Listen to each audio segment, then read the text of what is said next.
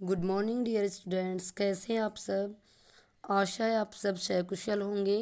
हिंदी की online class में आपने स्वर और व्यंजन का टॉपिक कंप्लीट कर लिया था। इसके बाद इसी टॉपिक को आगे बढ़ाते हुए हम, क्योंकि वर्ण हमने जब पढ़ लिया तो वर्णों के मेल से क्या बनते हैं, शब्द।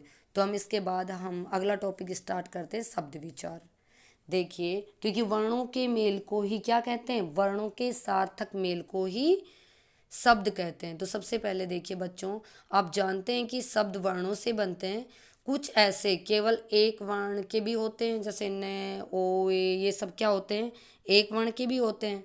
लेकिन एक सार्थक उनका अर्थ भी निकलना चाहिए, उन वर्णों के सार्थक समूह को ही। अर्थात जब हम कोई भी वर्णों को जोड़ रहे हैं तो उसका एक सार्थक शब्द निकलना चाहिए। ऐसे ही नहीं कि हम, जैसे मैं एक एग्जांपल के लिए ले लूँ, दरबग। मैंने ले लिया क्या, दरबग।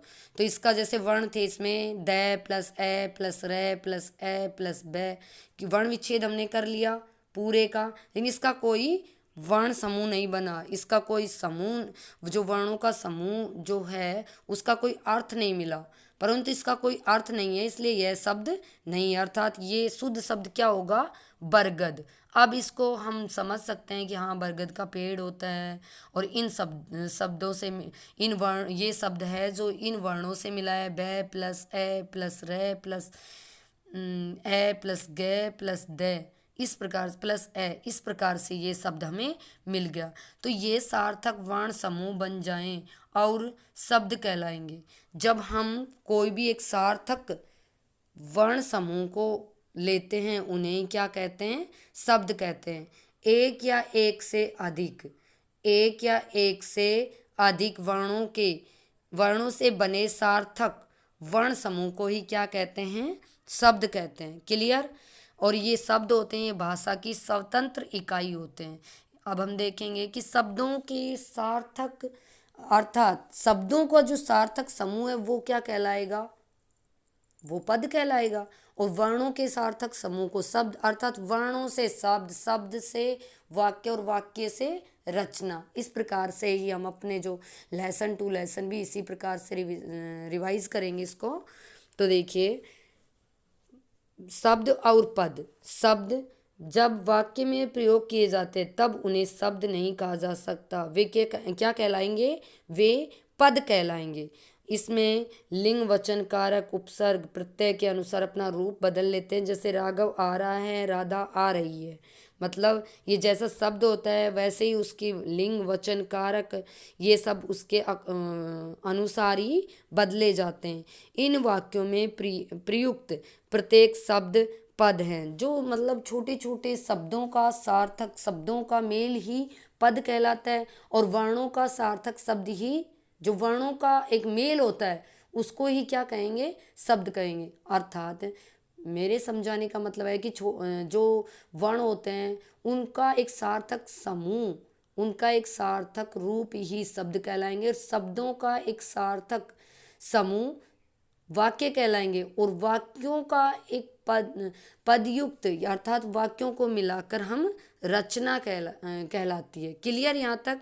अब देखिए, व्याकरणों के नियम के अनुसार वाक्यों में प्रयुक्त शब्द पद कहलाते हैं, कि व्याकरण के नियम के अनुसार वाक्यों में प्रयुक्त शब्द ही पद कहलाते हैं। अब शब्द के बहुत सारे भेद होते हैं जिनको हम एक एक देखेंगे। निम्नलिखित आधार पर शब्द के भेद, अर्थात शब्दों के बहुत से भेद होते हैं तो हम एक एक को देखेंगे। उत्पत्ति के आधार पर शब्द के भेद, रचना के, कि उत्पत्ति कैसे, ये उत्पन्न कैसे हुए, ये बने कैसे, उसके आधार पर हम देखेंगे कि उत्पत्ति के आधार पर शब्द कितने होते हैं, रचना के आधार पर शब्द कितने होते हैं, प्रयोग के आधार पर शब्द कितने होते हैं, व्याकरणिक प्रकार्य के आधार पर, कि व्याकरण में हम इन शब्दों को कितने भागों में बांटा है, अर्थ के आधार पर ये शब्द कितने होते हैं। अर्थात हम इनको अलग अलग करके देखेंगे कि भाई ये किस प्रकार से इन शब्दों को बांटा है। सबसे पहले लेते हैं हम उत्पत्ति के आधार पर शब्द के भेद, की इनकी उत्पत्ति कैसे हुई, कि पैदा कैसे हुए हैं, उत्पत्ति अर्थात ये उत्पन्न कैसे हुए हैं। तो उत्पत्ति के आधार पर शब्दों को चार भागों में बांटा है। कितने भागों में, चार भागों में बांटा है। कि 4 वर्ग किए हैं उत्पत्ति के आधार पर। कै तत्सम शब्द, कै तत्सम शब्द, और इसके बाद तद्भव शब्द, देशज, तद्भव शब्द देशज, विदेशज, और इसके बाद शंकर शब्द भी होते हैं, कुछ इसमें शंकर शब्द भी होते हैं।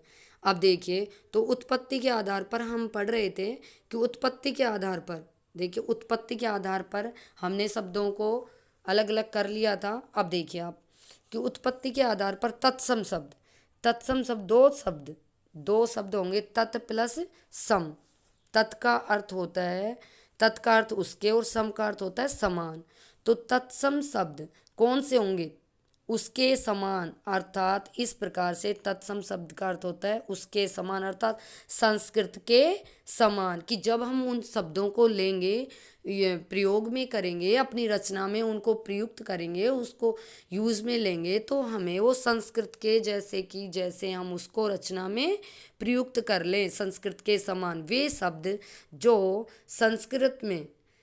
शब्द जो संस्कृत भाषा से हिंदी भाषा में बिना किसी परिवर्तन से अपने मूल रूप का प्रयोग किया जाता है, अर्थात जिनको हम परिवर्तन ना करें, उसको यों का त्यों अपनी जो संस्कृत भाषा से हिंदी भाषा में उसको बिना परिवर्तन से, अर्थात जैसे कोई शब्द मैं लूँ सूर्य, तो सूर्य का जैसे तद्भव देखा जाए, या अग्नि, अग्नि का अगर मैं तद्भव बदलूं तो अग्नि का क्या बन जाएगा? आग।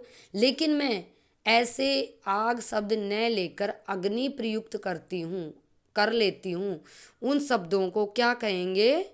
तत्सम शब्द। अर्थात वे शब्द जो संस्कृत भाषा से हिंदी भाषा में बिना किसी परिवर्तन के अपने मूल रूप में प्रयोग किए जाते हैं, उन्हें क्या कहते हैं?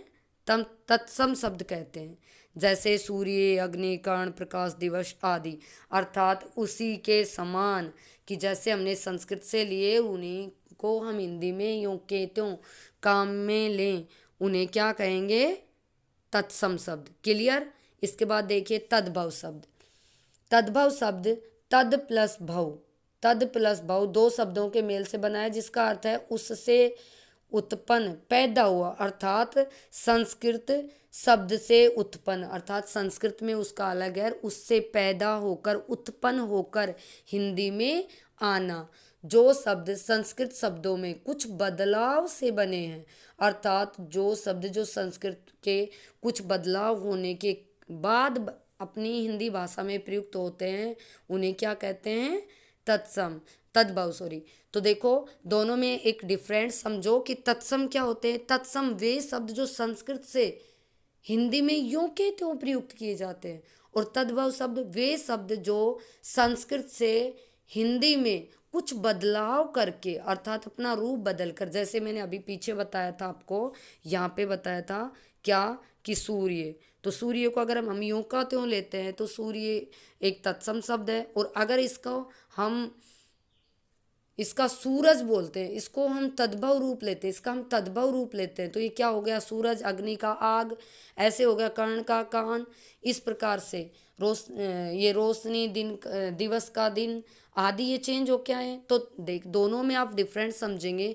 तत्सम वे होते हैं जो संस्कृत से हिंदी में यों के त्यों प्रयुक्त किए जाते हैं, और तद्भव वो होते हैं जो संस्कृत से हिंदी में बदलाव करके हम उनका प्रयोग करते हैं। इस प्रकार से आप इन तत्सम और तद्भव शब्दों को अलग अलग करके और अपने एक तरह से रफ नोटबुक में होमवर्क की तरह भी करके देखेंगे। उसके बाद देखिए देशज शब्द। देशज शब्द आप जानते ही हैं नाम से ही, देश प्लस जय यानी देश में जन्मा हुआ। कई शब्द आप अपने आप में खुद में ही पैदा कर लेते हैं, खुद के जिस जैसा देश होता है उसके अकॉर्डिंग को काफ़ी शब्द ले लेते हैं। जो शब्द देश के विभिन्न प्रांत, जातियों, बोलियों आदि में हिंदी भाषा में आ जाते हैं, भाई हम उनको यूज़ भी करने लग जाते हैं। अपने देश, प्रांत या आप कहें जातियाँ, बोलियों के जो भी काफ़ी शब्द ले लेते हैं, इनका मूल रूप संस्कृत भाषा में नहीं मिलता, इनका कोई मूल रूप भी नहीं होता कि हम इसका ढूंढें कि इसको संस्कृत में इसका क्या होगा, हिंदी में इसका क्या होगा। नहीं, वो अपनी भाषा के जाति, बोलियां, प्रांतों के अकॉर्डिंग हम कोई शब्द ले लेते हैं और उनको प्रयुक्त भी करने लग जाते हैं। जैसे पगड़ी, लोटा, लकड़ी, डिब्बा, पेट, भाषण, खिड़की, जूता, डिबिया डिबिया आदि ऐसे होते हैं जो देश के अकॉर्डिंग जैसे जहाँ हम जिस प्रांत में, जिस जाति में, बोली में हम रह रहे हैं, उसी के अकॉर्डिंग उनको ले लेते हैं, फिर उसी को हम अपनी जो काम करते हैं या बोलते हैं अपनी कार्यशैली में उसी को अपना लेते हैं। ऐसे ही विदेशी शब्द, ये इसका अपोजिट आप समझ गए होंगे नाम से, विदेश से आया। विदेशी शब्द, जो शब्द विदेशी भाषा से हिंदी भाषा में आ गए उन्हें क्या कहेंगे?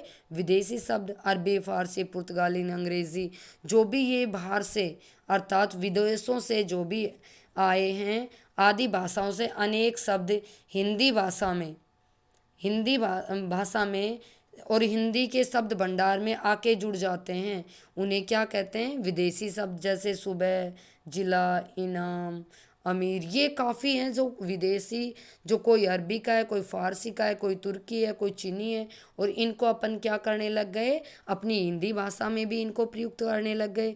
क्लियर?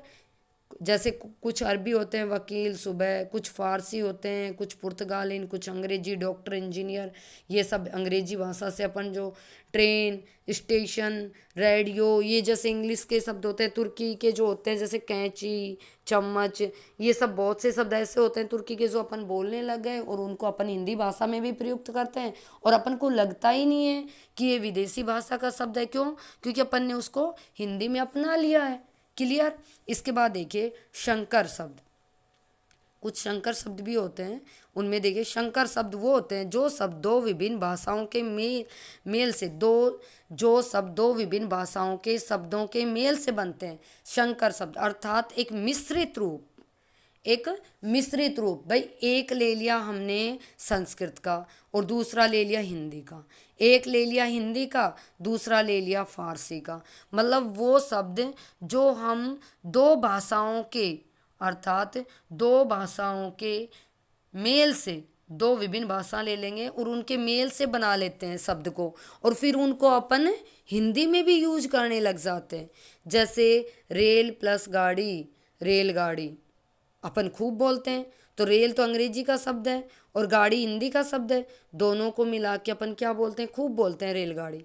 क्लियर? इस प्रकार से अपना ये जो उत्पत्ति के आधार पर शब्द के भेद थे इनको क्लियर किया। नेक्स्ट इसी टॉपिक को अपन आगे बढ़ाते हुए रचना के आधार पर शब्द के भेद पढ़ेंगे। तब तक के लिए bye bye, take care, thank you.